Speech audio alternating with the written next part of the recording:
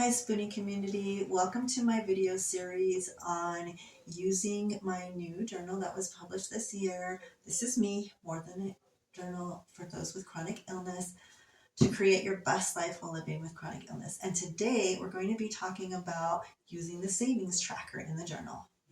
Those of you who don't know me, my name is Tori. I'm a disabled artist and poet, and I make content to help other Spoonies like me.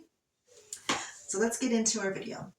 So if you've missed the other videos talking, especially the one on creating your financial goals for the year, be sure to watch that one before you watch this one. But this one's going to be the savings tracker. So this is what the tracker looks like in the journal. It's pretty simple.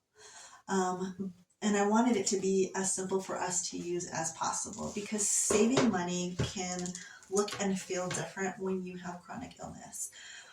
Because we spend a lot of money on medications and co-payments for doctor's visits and money to pay for insurance and all the other costs that come with being chronically ill. And so thinking about savings, if that's not something that you have previously done, I encourage you to sit down and watch this video with me, and let's talk about why that's important for us with chronic illness.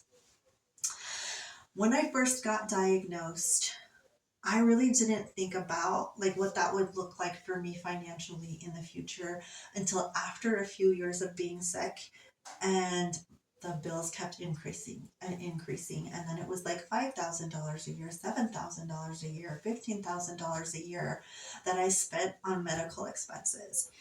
And it dwindled my savings account, and it really impacted my quality of life and can add to our stress when you get to the point in your chronic illness where you can't work anymore.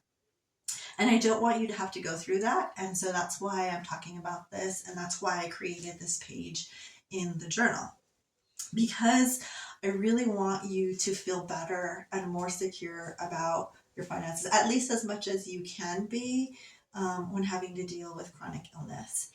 And so if you go back and you watch the financial video, it explains a little bit more about what I did to cut down my expenses as much as I could, and was able to reduce my expenses like 25% the first year, and 50% the second year, and 75% the third year, because I knew ahead of time, seeing how my illness was progressing, that I wasn't going to be able to be working for very much longer. And I am now medically retired. And so I want to share this with all of you. So you can create different buckets of how you are saving money. So let's say that one bucket is cash, or saving cash that you keep on hand in a safe box at your house, or just however it is you want to stash your cash. And then let's say another bucket is a typical savings account. Let's say a third bucket could be a high yield interest savings account.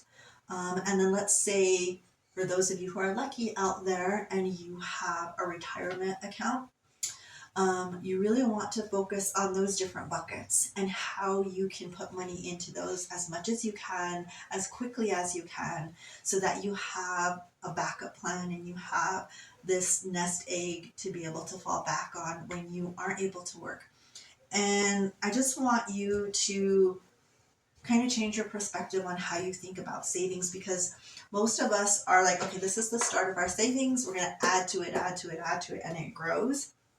And sometimes that works and life is great that way. And then sometimes it's more of an ebb and flow, where money comes in and money goes out, and money comes in and money goes out, because of all the expenses that we have dealing with our chronic illnesses. And so I don't want you to feel bad at the point in your life or during the year when you have to start dishing out money and the savings goes down and it starts dwindling, because that's just the way life is for us with chronic illness. And so don't feel bad about that. It's just going to be a part of life. It's going to ebb and flow. Money comes, money goes, money comes, money goes. Okay, there's a few ways that you can use this journal for your savings tracker. You can start at the bottom where it says starting amount. Enter the amount that you're starting with, say it's $500, and then in a couple of months when you've added more funds to either your savings account or the cash you have on hand or whatever the case may be, then you would just go back in, put the month and the amount that you have for that month, and then keep doing that throughout the year until you get your ending amount here at the top.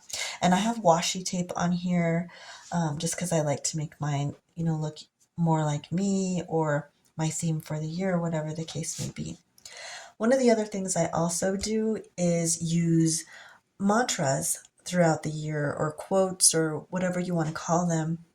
In this case, it's about finances. And so one of the things that I like to repeat to myself throughout the year is money comes easily and frequently.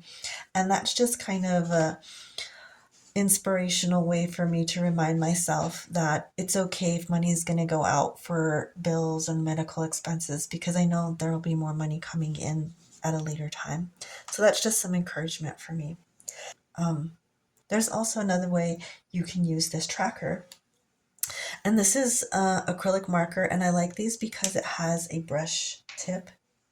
And you can also create different buckets like we talked about earlier.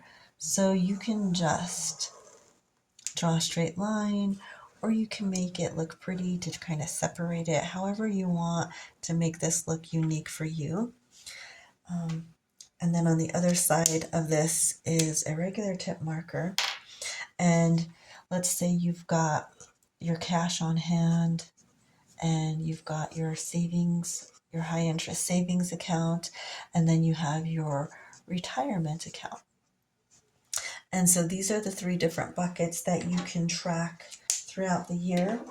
And another pen I like to use is a Uniball gold pen. They have it in red and black as well. And then you can just fill in the amount. So let's say we're starting with $500 cash on hand.